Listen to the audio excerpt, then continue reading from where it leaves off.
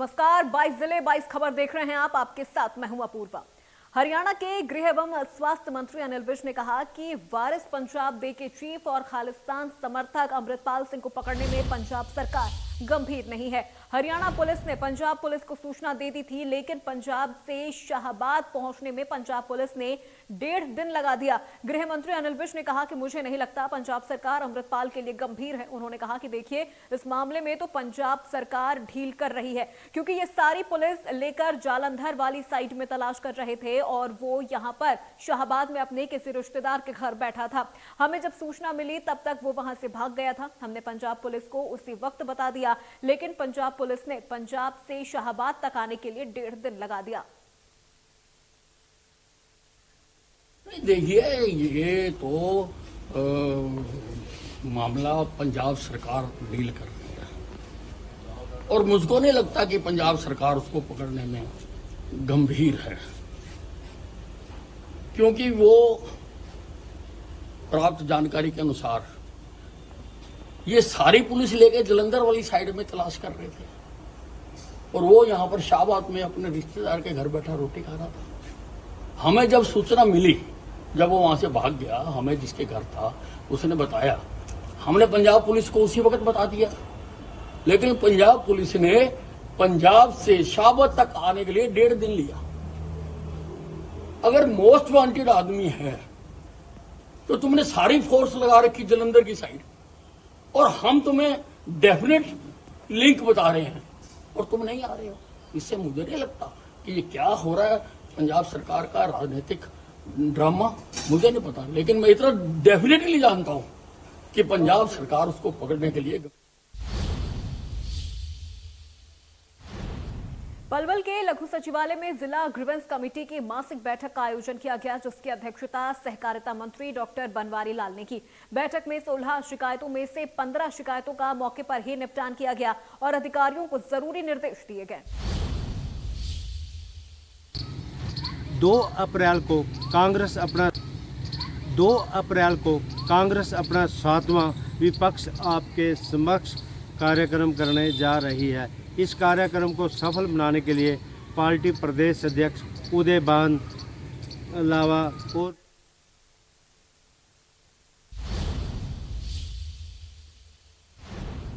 राहुल गांधी की सदस्यता रद्द करने को लेकर कांग्रेस नेताओं ने तीखी प्रतिक्रिया व्यक्त की है। वरिष्ठ कांग्रेसी नेताओं ने मीडिया से बातचीत करते हुए कहा कि जिस तरीके से राहुल गांधी को न्यायालय से सजा के 1 दिन बाद ही लोकसभा द्वारा उनकी सदस्यता रद्द की गई है, वो लोकतंत्र की हत्या करने के समान है। 2 अप्रैल को कांग्रेस अपना 7वां विपक्ष आपके समक्ष कार्यक्रम करने जा रही है। इस कार्यक्रम को सफल बनाने के लिए पार्टी प्रदेश अध्यक्ष उदय भान अलावा और भी कई नेता पहुंच रहे हैं। आज भी यमुनानगर में डॉक्टर राजन के यहां हाथ से हाथ जोड़ो कार्यक्रम का आयोजन किया गया। वहीं मीडिया से बातचीत करते हुए अशोक अरोड़ा व पूर्व स्पीकर चट्ठा ने बताया कि जिस तरह से राहुल गांधी को 2 साल की सज़ा सुनाई गई है और 30 दिन का अपील का टाइम है, और स्पीकर के द्वारा एकदम से उनको निलंबित करना गलत है। ये लोकतंत्र के खिलाफ है। कभी भी ऐसा नहीं हुआ। स्पीकर को अपने विवेक से काम करना चाहिए था। जो 30 दिन का समय था, हो सकता कि अगली कोर्ट कोई भी निर्णय बदल सकती थी, तो इसका इंतज़ार करना चाहिए था। तो वहीं उन्होंने सरकार के इस फैसले की घोर निंदा भी कही है और उन्होंने यह भी कहा है इससे जो कांग्रेस पार्टी उभर कर आएगी। यमुनानगर से देवीदास शारदा, इंडिया न्यूज़। तो वहीं कुरुक्षेत्र में जिन जिन गांवों में लड़कों के मुकाबले लड़कियों का बर्थ रेशियो कम है, उन गांवों पर प्रशासन की पैनी निगाहें रहेंगी। पीएनडीटी जिला टास्क फोर्स की बैठक में कम लिंगानुपात वाले 10 गांवों पर चर्चा के साथ स्वास्थ्य विभाग को उपायुक्त को फटकार भी लगाई गई है। आइए आपको दिखाते हैं ये स्पेशल रिपोर्ट। धर्मनगरी कुरुक्षेत्र में पीएनडीटी टास्क फोर्स की बैठक उपायुक्त की अध्यक्षता में हुई, जिसमें 10 गांवों की समीक्षा हुई व लिंगानुपात क्यों गिर रहा है, इस बारे उपायुक्त ने विभाग को फटकार लगाई। ने स्वास्थ्य विभाग के अधिकारियों को निर्देश दिए कि इस बात की जांच पड़ताल की जाए कि आखिर ऐसा क्यों हो रहा है कि 10 गांवों में लिंगानुपात बेहद कम है, कहीं 500 है तो कहीं 300 से भी कम है। कुरुक्षेत्र के यदि गांव कलाल माजरा की बात की जाए तो 16 में से वर्ष 2022 में 4 लड़कियां पैदा हुई, जबकि आलमपुर में 11 में से 2, बपदी में 16 में से 3, बूढ़ा कॉलोनी में 21 में से 7, थड़ोली में 4 लड़कियां पैदा हुई, सुल्तानपुर में 17 में से 7 लड़कियां पैदा हुई, डाडलू में 14 में 4 लड़कियां पैदा हुई, भोकर माजरा में 15 में 4 लड़कियां पैदा हुई व हमीरपुर में 13 में 3 तथा मसाना में 16 में 4 लड़कियां पैदा हुई। Deputy civil surgeon Ramesh Sabharwal से जब बात की गई तो उन्होंने सैद्धांतिक तौर पर स्वीकार किया कि 10 गांवों में लिंगानुपात बेहद कम है और इसे जल्द दुरुस्त किया जाएगा। अब देखने वाली बात यही रहेगी कि क्या ये बात बैठकों तक सीमित होती है या इसे अमली जामा भी पहनाया जाता है। कुरुक्षेत्र से राजीव अरोड़ा, इंडिया न्यूज हरियाणा। चरखी दादरी की पुरानी अनाज मंडी में एक किराना स्टोर पर सीएम फ्लाइंग, खाद्य सेफ्टी विभाग और नगर परिषद की संयुक्त टीम ने छापा मारा। थोक की दुकान में छापे के दौरान खाद्य सेफ्टी विभाग ने आटे के सैंपल लेकर जांच के लिए भेजे, तो वहीं नगर परिषद की टीम ने 250 किलो पॉलिथीन को जब्त कर 25,000 का जुर्माना लगाया। दादरी की पुरानी अनाज मंडी में सीएम फ्लाइंग, गुप्तचर विभाग, खाद्य सेफ्टी व नगर परिषद की संयुक्त टीम ने छापा मारा। छापे के दौरान थोक किराना की दुकान से मसालों के सैंपल लिए गए और थोक की दुकान से वहां करीब 250 किलो पॉलीथीन जब्त किया गया, जिन पर बैन है और 25,000 का जुर्माना लगाया गया।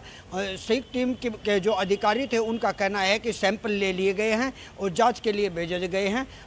अगर सैंपल में कोई कमी मिलती है तो उन पर विभागीय कार्रवाई भी की जाएगी और उनका कहना है कि यहाँ एक्सपायरी डेट के मसाले भी मिले हैं जिनको जब्त कर लिया गया है और विभागीय कार्रवाई उन पर की जाएगी। चरखी दादरी से इंडिया न्यूज के लिए सुरेंद्र। चलिए बढ़ते खबरों में आगे। घरौंडा नगर पालिका में कुल 31 अधिकारी कर्मचारी नियुक्त हैं, जिनमें से 22 लोग लेट लतीफ पाए गए हैं। सीएम फ्लाइंग ने कहा कि लेट आने वाले अधिकारियों और कर्मचारियों की रिपोर्ट तैयार कर उच्च अधिकारियों को भेजी जाएगी। करनाल जिले की घरौंडा नगर पालिका में सीएम फ्लाइंग की टीम की छापेमारी हुई है।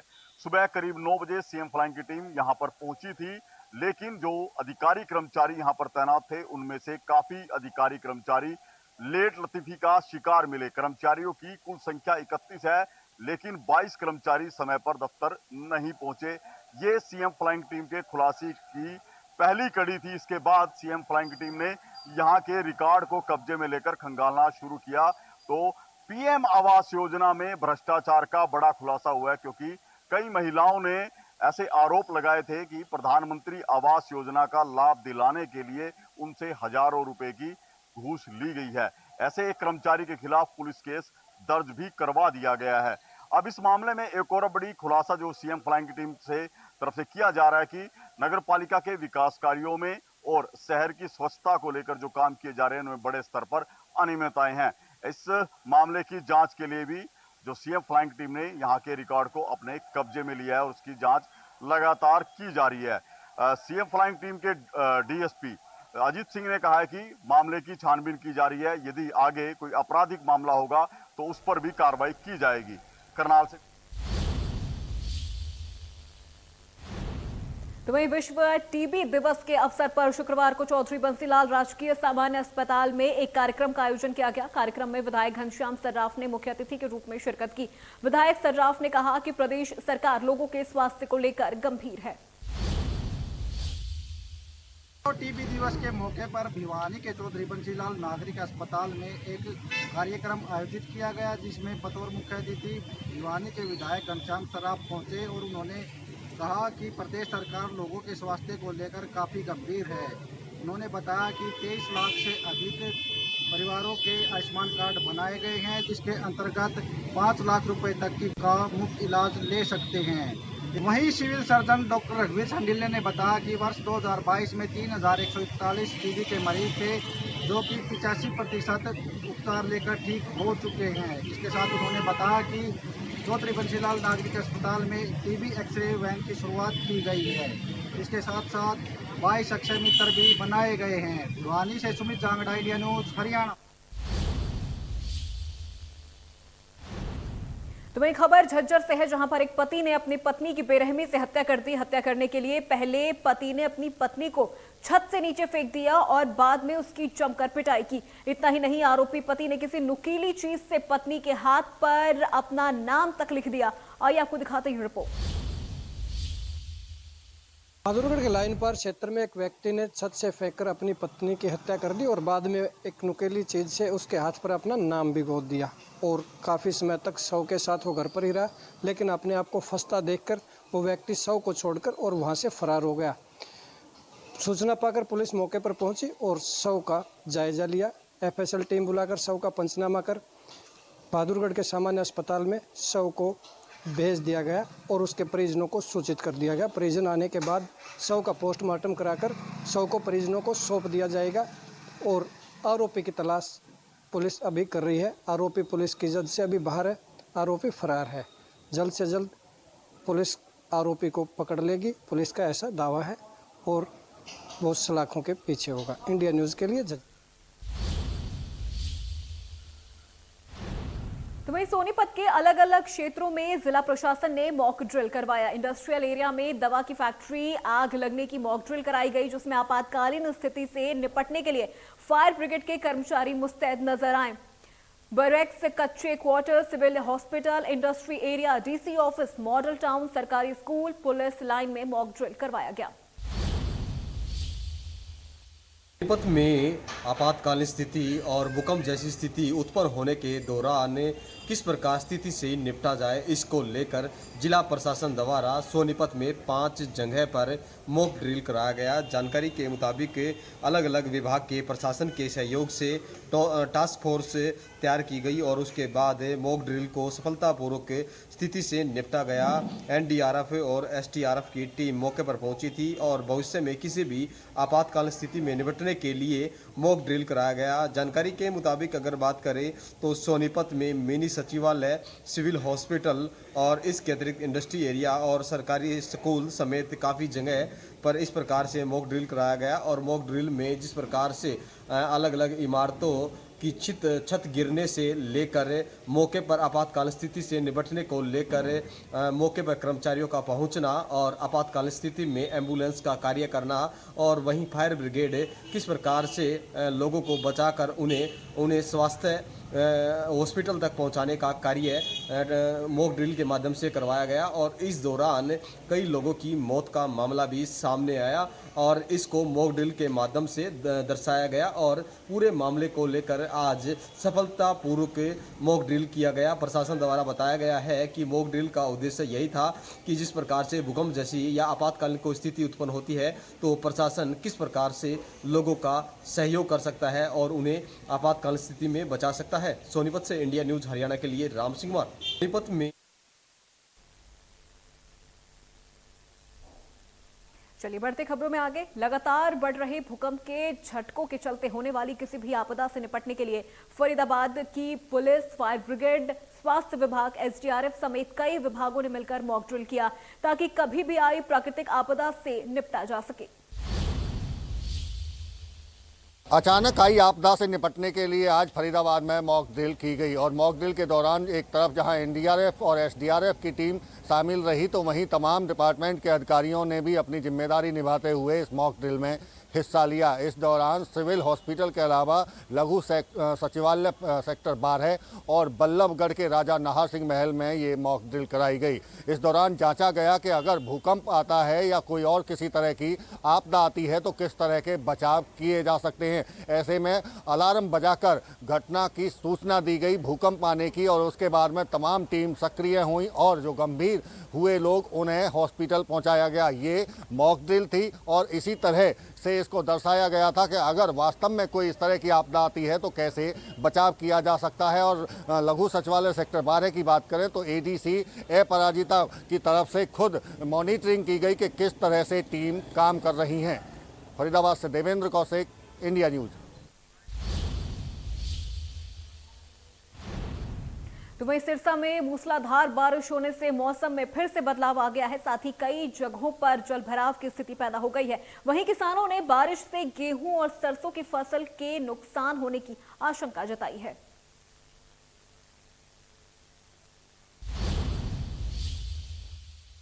सिरसा में आज सुबह से ही मूसलाधार बारिश हुई। हालांकि बारिश होने से मौसम में एकदम से बदलाव आ गया है। आज सुबह से ही लोगों को एक बार फिर से ठंड का एहसास हुआ। हालांकि यह बारिश किसानों के लिए नुकसानदायक साबित हो रही है, क्योंकि सरसों की फसल इन दिनों सिरसा की अनाज मंडियों में बिक्री के लिए आ चुकी है और गेहूं की फसल लगभग पक कर तैयार है। ऐसे में किसानों को गेहूं और सरसों की फसल खराब होने का डर सता रहा है। हालांकि कई जगहों पर ओलावृष्टि भी हुई है, जिससे किसानों की फसल खराब होने का अनुमान लगाया जा रहा है। फिलहाल अभी सुबह से लेकर शाम तक बारिश होने का सिलसिला जारी है और लोगों को खासकर जलभराव की स्थिति का भी सामना करना पड़ रहा है। और खासकर बात की जाए तो किसानों को भी गेहूं, सरसों और चने की फसल खराब होने का डर सता रहा है। सिरसा से विजय कुमार, इंडिया न्यूज हरियाणा। सिरसा में हिसार में फिर बदला मौसम का मिजाज, जहां पर इसके चलते किसानों की चिंता भी बढ़ गई है। इलाकों में रुक रुक कर बूंदाबांदी हो रही है। वहीं मौसम विभाग की माने तो अभी 5 दिनों तक तेज बारिश के आसार बने रहेंगे। लगातार हो रही बारिश से किसानों की फसलें खराब हो रही हैं। तो वहीं हिसार में बारिश का जायजा लिया हमारे संवाददाता ने। हिसार में आज मौसम का मिजाज एक बार फिर बदल गया है। मौसम का मिजाज बदलने के कारण किसानों के चिंता की लकीरें बढ़ चुकी है, क्योंकि किसानों की फसलें पूरी तरह से पककर तैयार हो चुकी है और लगातार पिछले काफी दिनों में सरसों की फसलें लगातार अनाज मंडी में आ रही है। एक तरफ तो लगातार बारिश से किसानों की चिंताएं बढ़ गई है और दूसरी तरफ सरसों की बिक्री न होने की वजह से किसान लगातार परेशान है। वही मौसम विभाग की माने तो आने वाले समय में 4 से 5 दिनों तक यहाँ पर तेज बारिश के आसार है और यहाँ पर किसानों को चेतावनी दी है कि किसान गेहूं की फसलों में पानी न लगाए, क्योंकि आने वाले 4 से 5 दिनों में तेज बारिश की संभावना बताई गई है। इंडिया न्यूज के लिए हिसार से अमित वर्मा। तो वहीं इस बार मौसम किसानों को परेशान करने में लगा हुआ है। आए दिन आसमान में बादलों के डेरे और कभी तेज पानी तो कभी बूंदाबांदी से फसलों को काफी नुकसान पहुंच रहा है। नूह के किसानों का कहना है कि अगर इस तरह से फसलें बर्बाद होती रही तो किसान खेती करना बंद कर देंगे। अब की बार ज्यादा नुकसान फसल में देखने को मिल रहा है। नूह जिले की अगर बात करें कि नूह जिले की बहुत सी सड़कें अभी भी ऐसी हैं कि जो कि बहुत ही खराब हो चुकी हैं। आप बता दें कि गांव की जो सड़कें होती है बहुत ही बेकार हो चुकी है। आपको बता दें कि बीबीपुर से देवलानंगली तक जाने वाली सड़क की हालत अगर देख सकते हैं कि किस तरह से पूरी तरह से खराब हो चुकी है। ना तो ये पता चलता है कि आखिर कितना बड़ा गड्ढा है, कितना बड़ा नहीं है। और अभी कुछ दिन से लगातार कुछ दिन से बरसात होने के कारण गड्ढों में पानी भर जाने की वजह से लोगों को आने जाने में बड़ी परेशानी का सामना करना पड़ रहा है। और उसी बारे में लेकर ग्रामीणों ने भी कई बार इसके बाद डीसी साहब को भी ज्ञापन दे चुके हैं, लेकिन अभी तक इसको रास्ते को ठीक नहीं कराया गया है। अब देखना ये होगा कि आखिर कब तक जिला प्रशासन इस रास्ते को ठीक करता है। नूह से सोनू वर्मा, इंडिया न्यूज हरियाणा। नूह जिले की अगर बात करें वहीं बेमौसम इस बरसात से तापमान में एक तरफ जहां गिरावट आई है और लोगों ने उमस और गर्मी से राहत महसूस किया, तो वहीं ये बारिश किसानों के लिए मुसीबत का सबब भी बनकर आई है। कई जिलों में बेमौसम बारिश से गेहूं की फसल को काफी नुकसान हुआ है। लगातार बदलता जा रहा है। किसानों के जो माथे हैं उस पर चिंता लगातार दिखाई दे रही है, क्योंकि किसान काफ़ी दिनों से पहले भी परेशान था, क्योंकि लगातार तेज़ बारिश ने किसानों की जो कड़ थी वो तोड़ दी थी। क्योंकि 6 महीने तक किसानों ने जो फसल बोई थी वो आज पककर तैयार हो चुकी थी, लेकिन अभी कुछ ही दिनों के अंदर वो फसल जो गेहूँ की फसल है वो अभी काट कर और अनाज मंडी में लेकर जानी शुरू होने वाली ही थी कि ऊपर से जो मौसम का जो मिजाज है वो बदल गया और जो किसानों के चेहरे थे जो खिलने चाहिए थे वो अब मुरझा चुके हैं और माथे पर किसानों की जो चिंता है वो दिखनी शुरू हो चुकी है। मैं मौजूद हूँ कैथल के पेवा चौक पर। यहाँ पर आप देख सकते हैं कि किस प्रकार जो लगातार जो बारिश के कारण जो आम आदमी को तो राहत मिली है, लेकिन जो किसान है उसके चेहरे पर लगातार जो मायूसी वो किसान पर दिखाई दे रही है। लेकिन बात करें जो सरसों की भी जो फसल है वो मंडी में ऐसे की ऐसे रखी हुई है, लेकिन उसके ऊपर मंडी की तरफ से भी कोई भी ऐसा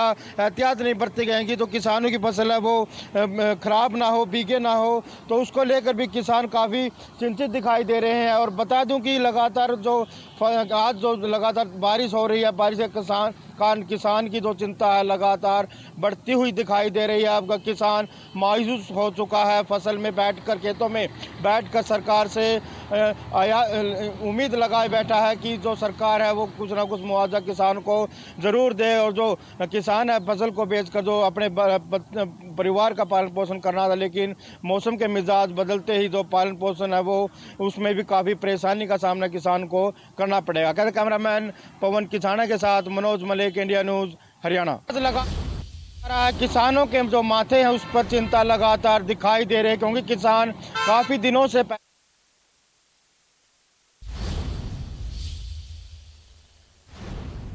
फिलहाल बुलेटिन में मेरे साथ बस इतना ही। बाकी खबरों के लिए आप देखते रहिए इंडिया न्यूज़ हरियाणा।